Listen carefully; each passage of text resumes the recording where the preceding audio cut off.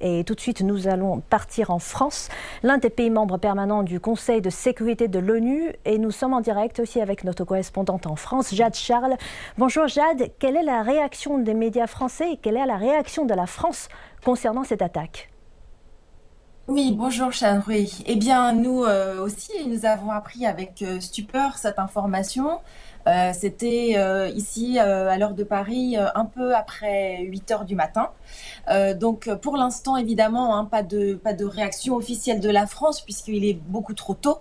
Je peux me contenter donc de vous donner un peu l'idée de ce qui est apparu dans la presse ce matin.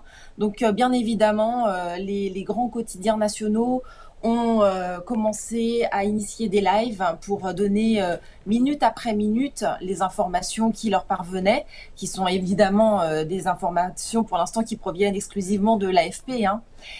Donc on a appris évidemment les explosions qui ont retenti à Téhéran, à Ispahan et dans plusieurs autres villes.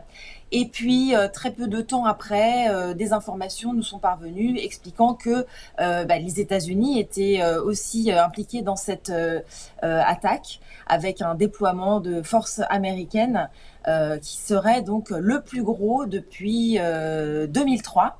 On compterait donc 50 000 soldats, environ 200 avions et 2 porte-avions face à l'Iran. C'est des informations qu'on avait déjà depuis quelques temps, mais qui sont rappelées fort opportunément aujourd'hui après l'attaque qui vient de se produire.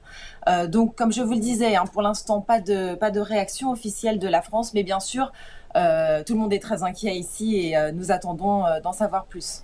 Merci Charles pour ces informations et bien sûr CGTN resteront de près sur toutes ces informations et aussi l'état d'avancement de cette attaque.